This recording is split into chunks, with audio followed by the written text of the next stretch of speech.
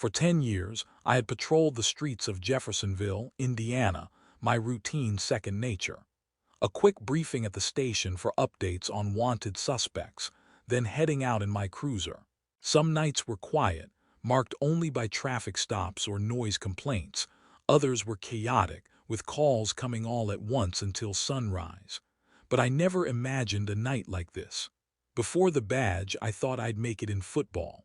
I was a decent running back in high school, with coaches praising my speed and determination. A torn ACL during my senior year killed any scholarship hopes, and I eventually found my way to the police academy, channeling the discipline I'd honed on the field. Over the years, I grew to love the job, helping people, feeling like I was doing good for my community. But by 2016, after a decade on the force, it was wearing on me. That summer, word came of a string of robberies in the Clarksville area. The suspect was Robert Harrington, medium build, dark hair, known for driving a black sedan. He'd been elusive for weeks, slipping away just as backup arrived. On the night in question, I was in my cruiser near East 10th Street, not far from Walnut Ridge Cemetery. It was past midnight, the roads nearly empty except for a stray car or two. I noticed a black sedan moving slowly ahead, as if the driver was unsure of his route. The moment he spotted my police car, he hit the gas. My instincts kicked in. I flipped on the lights. He pulled over briefly, so I parked behind him and approached on foot. At the window, the driver was visibly tense. I asked for his license and registration. He hesitated before handing over his ID. It read Robert Harrington. My mind flashed back to the morning briefing, same name, same description. His hand trembled on the steering wheel. I calmly asked him to step out. He refused at first, muttering that I had the wrong person. I didn't want to spook him, but as I reached for my radio to call for backup, he floored the accelerator and took off. I sprinted back to my cruiser, adrenaline surging, and started the pursuit. He led me down a dark side street, away from the main roads. I radioed in, requesting backup and giving my location. The street dead-ended near Walnut Ridge Cemetery, an old place with large iron gates and tall trees casting strange shadows even in the faint glow of the streetlights. Harrington's black car almost vanished in the darkness. It was tough to keep track. When I rounded the final bend, I expected to see his taillights or the silhouette of his car, but the road was completely empty. I slowed to a crawl, scanning left and right, palms sweaty on the wheel, even with my spotlight on. No sign of movement. Finally, I decided to stop, hoping backup would arrive soon. I got out, gun drawn, and carefully approached the cemetery's gates. The silence was unnerving. No distant traffic, no crickets, nothing. As I moved closer to the fence, my heart pounded in my ears. Then, out of the corner of my eye, I saw headlights, a black car. For a second, I thought it was Harrington doubling back. I aimed my weapon and shouted for the driver to stop. The sedan halted. A terrified man and woman stared back, their faces lit by my flashlight. They were just a couple, returning from a late dinner. I asked if they'd seen another black car or anyone running around. They looked at me like I was crazy, hadn't seen a thing. Apologizing for the scare, I let them go. I continued checking the area and noticed another black car partially hidden behind overgrown bushes. My pulse kicked up again. I inched closer, using my flashlight to peer through the windows. The driver's seat was empty, the door slightly ajar. That's when I spotted movement inside the cemetery grounds. A shape, someone dressed in dark clothing, slipping between the headstones. My flashlight shook a bit as I passed through the iron gate, trying to keep my footsteps quiet. Tombstones jutted from the darkness. Every step felt heavier than the last. My radio crackled as dispatch confirmed backup was en route but still a few minutes away, minutes that felt endless. I swept my light behind each grave, adrenaline surging every time I thought I saw movement. Suddenly, I heard a distinct crunch of gravel behind a large monument. I spun, and for a moment I froze. 3 figures in black clothing stood there, each staring at me. They weren't ghosts, they were real people, and my gut told me they were armed. My heart pounded so hard I almost thought I could hear it echo. Then Robert Harrington appeared from behind them. My mind raced, 4 against 1, backup still out of sight. One of them shouted at me to drop my weapon. I didn't hesitate. I set it on the ground and raised my hands. They rushed me, pinned my arms back and forced me onto my knees. I could feel the cold, damp earth through my pants.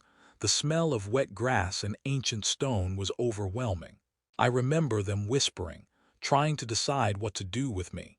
I tried to keep calm, but I was terrified. Every second felt drawn out, like I was living in slow motion. A few minutes later, I heard footsteps, more of them, this time from behind the line of graves. I braced myself, thinking more of their gang had arrived. But then I heard a voice yell, "Hands up, police!" My backup had finally made it. Red and blue lights flashed across the tombstones, and within seconds, officers were all around. The men scattered, but it was too late. They were tackled and disarmed, one by one. I was untied, breathless and shaking, as my fellow officers led the suspects to waiting squad cars. They found evidence later that these guys had been using one of the old mausoleums for stashing stolen goods, and there were even open graves they used as hiding spots. The entire thing felt surreal, like a nightmare I couldn't wake from. After that night, I started questioning everything. I'd seen my fair share of danger, but something about being outnumbered alone in that dark cemetery pushed me over the edge. I realized how thin the line was between my routine and utter chaos. A few weeks later, I turned in my resignation. I just couldn't see myself going back to those silent streets, waiting for the next close call. My name is Avery Hamilton, and I was 17 when this happened. I've lived in Bloomington, Minnesota, most of my life.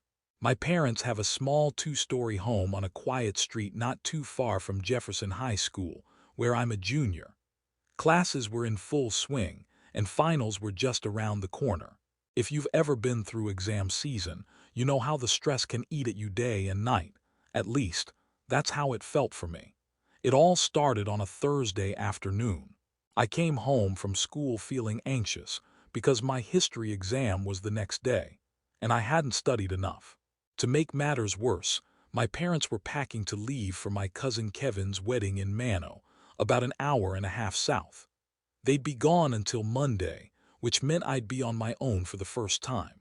I helped my mom load suitcases into the trunk of our SUV, then double-checked that she hadn't forgotten anything. She could tell I was uneasy. She hugged me and said to call right away if anything felt wrong. I nodded, trying to look confident, but deep inside, my nerves were already frayed. She and my dad pulled out of the driveway at around 6 p.m., leaving the house strangely silent. I walked back inside and locked the door. Usually, I appreciate peace, especially when I need to study, but this time, something about the empty house made me uneasy. The absence of my parents' voices and the hum of their routine was unsettling. Every small noise seemed amplified. The faint ticking of the clock in the living room, the hum of the refrigerator. To take my mind off it, I decided to watch some TV. It helped, but I still felt on edge. After about an hour, I grabbed my phone and texted my friend Melissa, a classmate with the same history exam. I asked if she could spend the night so we could study together. She agreed, saying she'd be over by 9 p.m. When Melissa arrived, the house felt a little more normal. We spread our textbooks across the living room coffee table and started reviewing chapters. Around 10 p.m., she said she needed to use the bathroom. I told her to head upstairs to my room because there was an attached bathroom there. It's usually cleaner and has fresh towels. My mom insists on keeping it spotless. Not even 2 minutes later, Melissa came back downstairs looking pale. She claimed she saw someone sitting in our backyard, right in one of the chairs on the deck. At first, I thought maybe she was mistaking a shadow or something, but she insisted she saw the outline of a person. My heart pounded, but I tried to stay calm. We both went upstairs to my bedroom window to check. I peered into the backyard, scanning it carefully. The overhead porch light was dim, but I didn't see anyone. The chair was empty and everything was still. I suggested maybe her eyes were playing tricks on her. She didn't push back too much, but she seemed uneasy. The rest of the night passed without incident. Melissa eventually fell asleep in my room, and by morning we laughed it off as nerves. She went home later that day, and I settled back into studying. Fast forward 2 nights later. It was Saturday, raining hard around 10 o'clock p.m., and Melissa couldn't come over because her dad was in the hospital for a minor procedure. She had to stay home with her younger siblings. So it was just me in the house again, with the rain pounding against the windows and the wind rattling the back fence. My nerves spiked. I tried to focus on my notes, but that uneasy feeling was creeping back in. Then I heard it. A faint squeaking sound, like someone shifting in a wooden chair on the deck. I froze. The sound came again, this time more distinct. Slowly, I crept upstairs, flicking off lights so I wouldn't be seen from outside. At my bedroom window, I gently parted the curtains. The porch light cast a dull glow over the backyard, illuminating just enough to see the silhouette of a man sitting in the same deck chair Melissa had mentioned. My heart was pounding so hard I was afraid he might hear it. At one point, he turned his head toward my window. I couldn't make out his face, but the idea that he might be looking directly at me was terrifying. I fumbled for my phone, ready to call someone, my parents, the police, anyone, when I heard a sudden loud knock at the front door. My stomach dropped. Part of me thought it might be him, trying to lure me out by pretending to be someone else. Then I heard a muffled voice announcing police. Another voice followed. This time, I recognized it as my neighbor, Mrs. Carlson. She's lived next door for years, and my mom had asked her to keep an eye on me while they were gone. I cautiously went downstairs. Through the peephole, I saw Mrs. Carlson and an officer standing on my porch. I let them in, practically shaking. Mrs. Carlson explained that she'd been tidying up in her attic, which has a small window that overlooks my backyard, and she noticed a man sitting on my deck. She said she immediately called the police, but by the time the patrol car arrived, he was gone. They searched around the property and found no sign of him. The officer was polite but told me to stay somewhere else for the night if I could. With my parents gone, Mrs. Carlson insisted I pack a bag and sleep at her place for the rest of the weekend. I barely argued, too rattled to think straight. Before I left, I took a quick, nervous look out the back door, half expecting to see that shadowy figure again, but all I saw was the empty chair, wet with rain. That night, I lay awake in Mrs. Carlson's guest room, still frightened. My parents came back on Monday, and I never spent another night alone until I left for college. Even though nothing physically happened to me, the fear I felt was real. Before we dive into the next story, if you're visiting our channel for the first time, don't forget to hit the subscribe button and turn on the bell icon to stay updated with our upcoming scary stories. Your support means the world to us, so please share these stories with your friends and family. Thanks. I just wrapped up a brutal business meeting in Cleveland, Ohio. One of those high-stakes negotiations where every word could cost you a contract. The whole thing left me drained and tense, like I hadn't slept in days. Rather than push all the way back to Indianapolis that night, I decided to find a motel somewhere along the route. I booked a small roadside place, figuring I'd catch some rest and start fresh in the morning. The motel was nothing special, a low single-story building with a flickering neon sign. My room had the basics, a bed, a TV, a bathroom that smelled faintly of bleach. Still, it felt like a relief. I changed into a t-shirt and sweatpants, trying to forget the stress of that meeting. My phone buzzed with follow-up emails from my boss, but I ignored them for once and tried to settle in. At around 1 o'clock a.m., I heard a muffled sound outside my door. At first, I thought it might be rowdy guests or someone arguing, but then the noise got clearer. It was a woman's scream. It was loud and frantic, the kind of scream you associate with real fear. I hesitated for a moment, my heart pounding. Should I open the door or call the front desk? Before I could decide, her screams turned into words. She was yelling something about her husband being attacked. That jolted me into action. I cracked my door open to see a woman in a bathrobe, tears streaming down her face. She looked at me and pleaded for help, rambling that a motel worker had attacked her husband and even killed him. I froze. The word killed rang in my ears. I stepped into the hallway and asked where her husband was. She pointed to her room a few doors down, saying his body was there. I was freaked out, but I followed her, half out of concern, half out of shock. When we reached her room, I saw a man lying on the floor, motionless. I'm no doctor, but he looked bad. The police arrived not long after. Somebody else must have called, or maybe the night manager. They quickly ushered me out into the hallway while they examined the scene. The woman kept crying, saying a man who worked at the motel had tricked them into opening the door and then attacked her husband. She claimed she recognized him from earlier in the day when she was checking in. She said he'd been mopping the floors, lurking around. When an officer asked how this supposed worker got into a locked room, she looked confused and mumbled something about him, saying there was a problem with the room, a missing part or a repair. Her husband opened the door and then the attacker lunged. The story felt patchy, like she was making it up on the spot. The police asked the motel manager to round up all the employees for questioning. A handful of people showed up: housekeepers, a maintenance guy, the clerk. But the woman insisted the attacker wasn't among them. The manager calmly said these were all the staff on duty, and nobody else. I noticed the officers exchanged skeptical looks. They decided to check the CCTV footage in the manager's office. That's when the woman got really anxious. She kept saying the attacker could be escaping right now, that the police needed to start searching the grounds.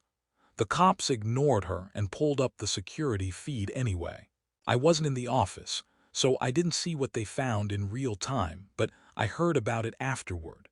The footage showed the woman leaving her room earlier, wearing some sort of mask and walking around the parking lot carefully, almost like she was stalking someone. Then she went back into her room, and a few minutes later she emerged screaming. There was no sign of a mysterious employee, no knocking at her door, no one else going inside. She got arrested on the spot for suspicion of murder. Apparently, there were enough signs pointing to her involvement in her husband's death, plus the contradictory story about a motel worker that didn't match the video. The police cordoned off the area, and I overheard them saying something about searching for a weapon in the room.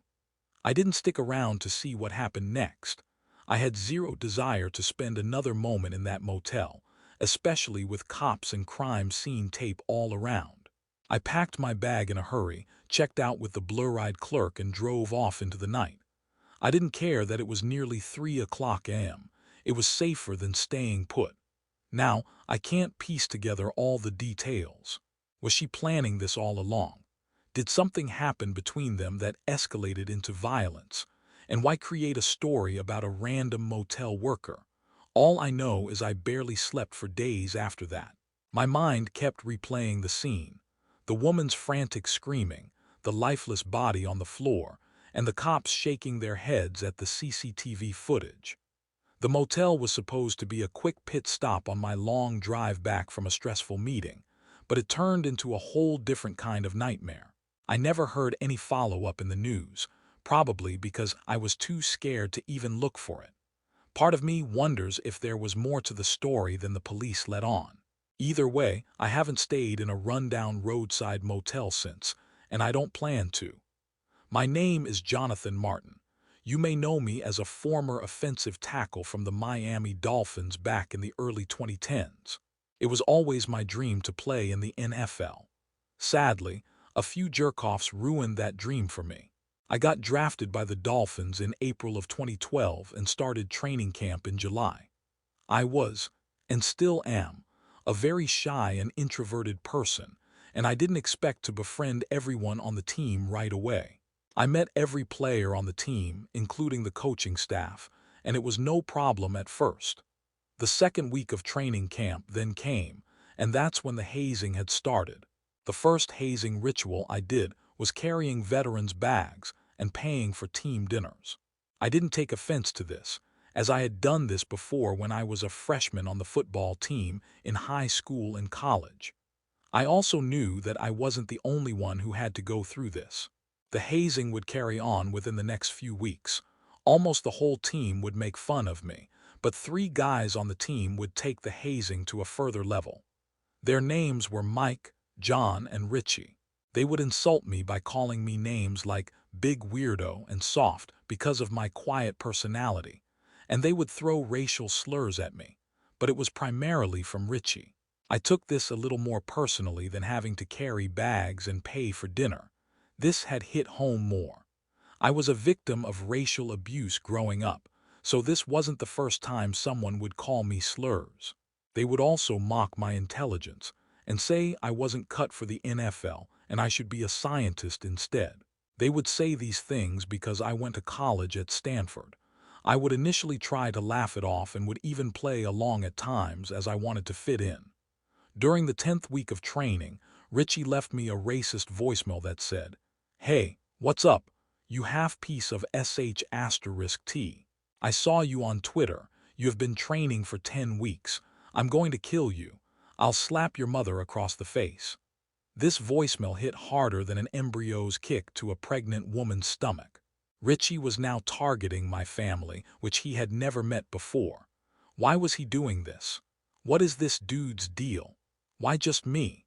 Was it because I was more quieter and introverted than all the others, which made me stand out in a locker room that valued toughness and bravado? A lot of other black people were on the team, but none were a victim of racial abuse like me. It was now early in the 2012 season, and this is where the harassment got worse. One time, I was pressured to pay thousands of dollars for team events, including a $15,000 Las Vegas trip that I didn't even attend. This was not a standard rookie dinner but an excessive financial demand that I felt forced to comply with. Other rookies would often cover some veteran expenses, but the demands on me were more excessive and targeted. This financial harassment became a pattern, making me feel even more isolated. At one point, I was so mentally exhausted by the treatment I endured that I texted my parents saying, "I hate it here. This atmosphere is like a prison." My parents suggested that I should report this, but I was too afraid to do so because I didn't want to be seen as weak in a hypermasculine NFL culture. The Miami Dolphins organization is also known as a tough guy culture. Though I never spoke publicly in 2012 about all the bullying I suffered, it took a very great toll on my mental health. I wish I could tell you that it ends here, but sadly, it doesn't, and the bullying continued throughout the 2013 NFL season. In October of 2013, I had a breaking point. One day, I sat down at a table for lunch with Richie and my teammates, but as soon as I sat down, everyone stood up and left as a joke. This was a prank that had been used on rookies before, but for me, it was the final straw. I left the team's facility that day and never returned.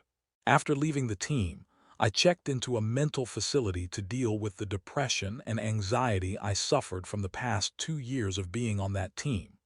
I spoke with my parents and close confidants who encouraged me to tell my story. I couldn't have agreed with them more. It was just too much for me. I spoke publicly about this, and after I released a statement, the NFL launched an investigation. The reports all confirm that I have been subjected to persistent bullying and harassment by the Miami Dolphins, but mostly from Richie. After the investigation concluded, Richie was suspended for the whole 2013 season and was later released by the team. Although the punishment against Richie did satisfy me, my mental health remained the same. In the 2014 NFL season, I was now on the San Francisco 49ers. I played 15 games that season, but my confidence was at an all-time low.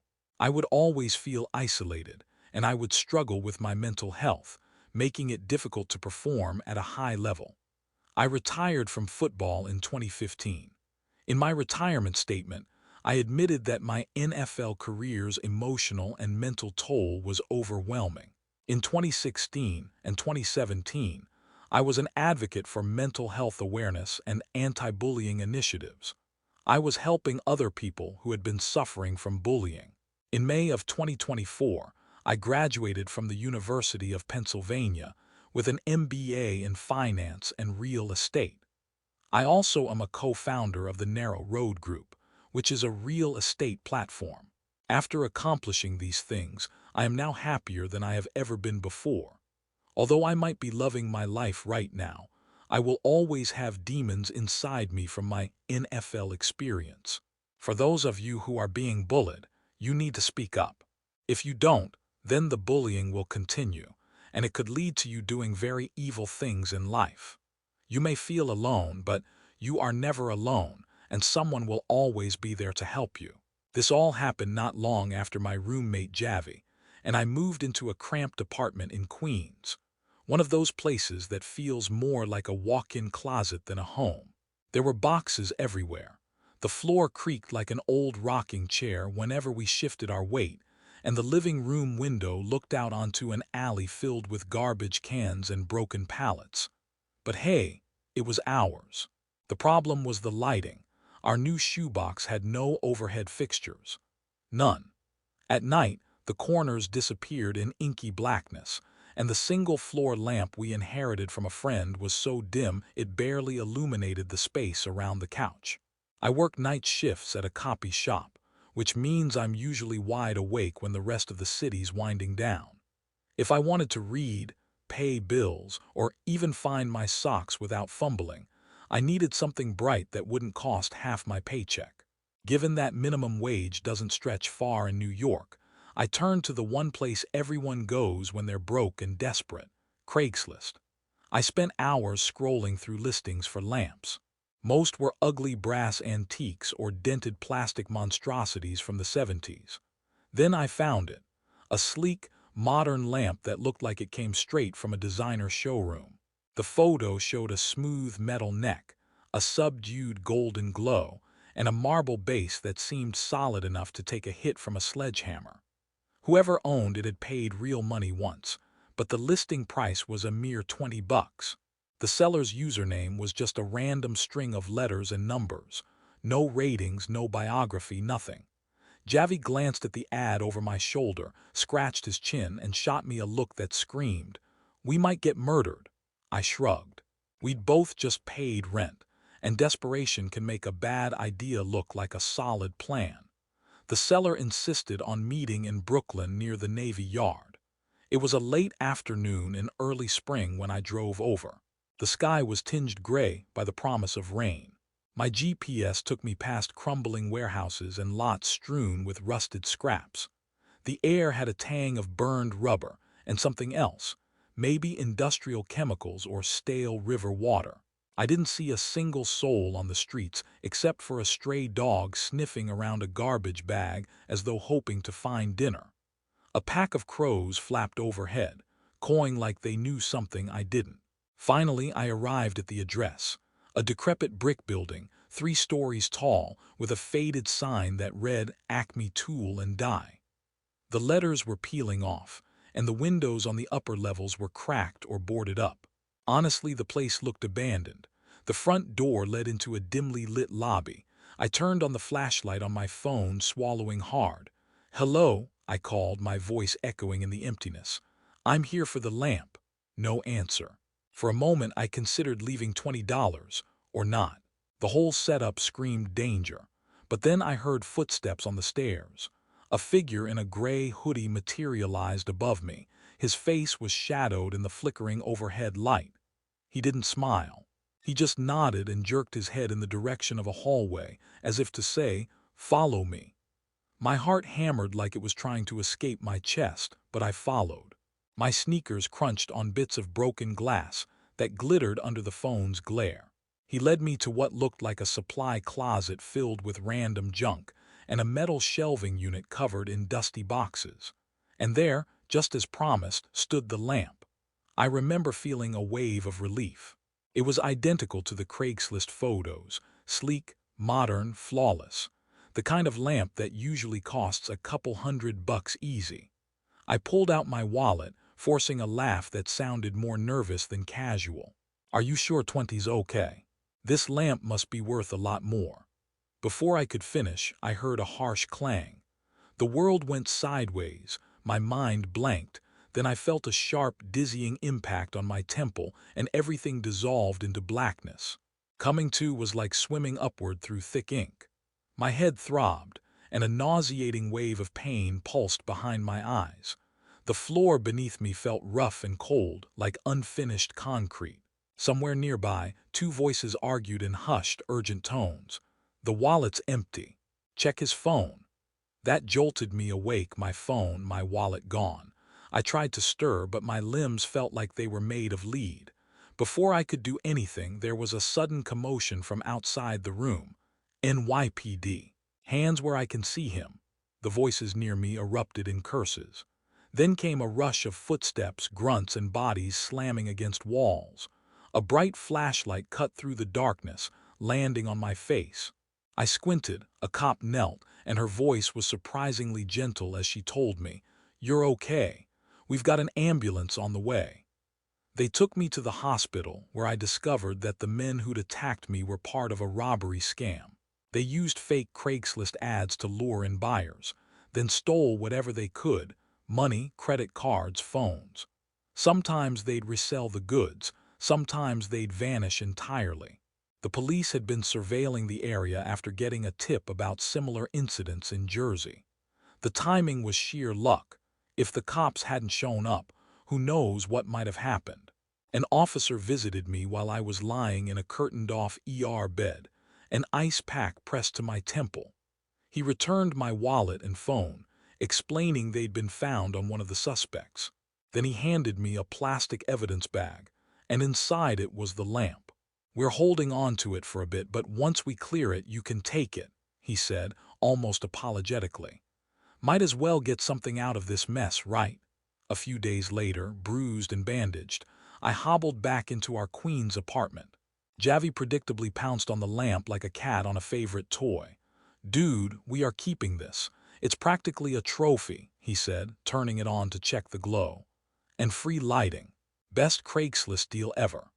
The lamp worked perfectly, casting a warm, comfortable light that made our dingy living room feel downright cozy. I would have been thrilled if not for the nagging memory of the attack. Every time I looked at it, I remembered the warehouse, the hoodie guy, the flash of pain. This happened last summer. My two friends, Mark and Jason, and I decided to do a 3-night camping trip in a state park a few hours from where we live. It wasn't one of those family-friendly campgrounds with paved lots and bathrooms. This was deep woods, primitive sites, no cell signal, just a fire ring and whatever you brought with you. The first night was exactly what you'd expect. We got there late afternoon, set up our tents, gathered some firewood and just chilled, typical camping stuff, nothing weird. The second day was more of the same. We hiked, fished a little, explored around. There was no one else out there, at least as far as we could tell. That was part of the appeal, just us and miles of woods. But that night, something felt off. We were sitting around the fire again, not even late, maybe 9:30 or 10. Mark was mid-sentence when Jason suddenly stopped him and said, "Did you hear that?" We all went quiet. At first, I didn't hear anything. Then faintly, there was this snapping sound like someone stepping on a branch. Not uncommon in the woods, obviously, but it didn't fit. The rhythm was wrong. It wasn't like an animal scurrying around. It was spaced out. Step, pause, step. Mark tried to brush it off, saying it was probably a deer, but none of us bought it. We sat there listening. The fire cracked softly, and that's when I noticed the woods were dead silent. No crickets, no wind, nothing. Eventually, we heard nothing else, and we forced ourselves to laugh it off, even though none of us felt like laughing. We turned in not long after that. Now, here's where it gets worse. On the third night, we couldn't shake the weird vibe. It was like this low-grade tension all day. We didn't talk about it, but you could feel it. That night, we built the fire bigger, like it would somehow keep whatever that was away. Around midnight, I woke up. At first, I didn't know why. I was just suddenly awake, heart pounding. I lay there listening, trying to figure out what had pulled me out of sleep. Then I heard it, crunch, pause, crunch, footsteps. Not close but not far either, just beyond where the firelight would have reached if it were still burning. Slow, deliberate steps, not the random rustle of an animal. Someone walking. I stayed frozen, holding my breath, trying to convince myself it was nothing. But it kept going. A few steps, then silence, then more steps, circling the tents. I could hear Mark's breathing change in the tent next to mine. He was awake too. I wanted to whisper to say something, but I was too scared to even move. The steps got closer. I thought about unzipping my tent to look out, but the idea of someone or something standing there in the dark, just outside, made my chest tighten. I had this image in my head of a face staring back at me, inches away. Then the footsteps stopped. I waited, straining to hear anything, but it was just dead silent again. I don't know how long I lay there, maybe an hour, maybe more. Eventually, exhaustion won, and I must have drifted off. When I woke up, the sun was coming through the thin nylon of my tent. For a few seconds, I thought maybe I dreamed it. But when I got out, I saw Mark and Jason were already up, both looking like they hadn't slept at all. We didn't say much, just packed up our stuff in record time. As we were taking down the tents, Jason stopped and pointed at the ground. Footprints. Not ours. They circled our tents, clear as day, deep impressions in the dirt. Barefoot. Who the hell walks barefoot in the woods in the middle of the night? We hiked back to the car without saying much. None of us wanted to admit how freaked out we were. I've been a security guard for about 5 years now. It's not as exciting as people think. No high-speed chases, no epic confrontations.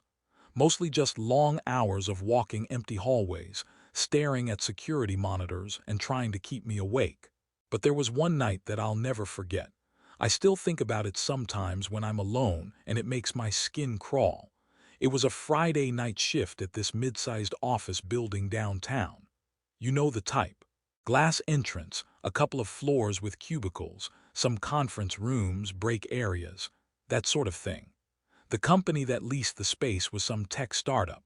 Most people cleared out by 6 p.m., but there was always the occasional workaholic burning the midnight oil. That night it was quiet. Just me, my usual rounds, and the faint hum of fluorescent lights. Around 11:30 p.m. I was in the control room, feet up on the desk, sipping lukewarm coffee, half watching the grainy security feeds. That's when I noticed something odd on one of the exterior cameras. A man was standing just outside the main entrance. He wasn't doing anything, just standing there, about 10 feet from the door, not moving. His face was partially hidden under a hoodie. Hands were buried in his jacket pockets. At first, I thought maybe he was waiting for someone, an Uber or a coworker still inside. But minutes passed and he didn't budge, just standing there staring straight ahead. I watched him for a bit longer, trying to rationalize it. Maybe he was just taking a smoke break, though I didn't see any cigarette. I switched to different camera angles to see if I could get a better look, but it didn't help much. He was just there, motionless. Something felt off. After about 10 minutes of this, I decided to do a quick walk downstairs to see if he needed help or to tell him to move along if he was loitering.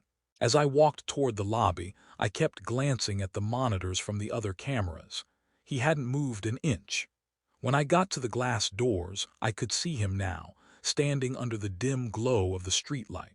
His face was still shadowed, but there was this weird vibe about him.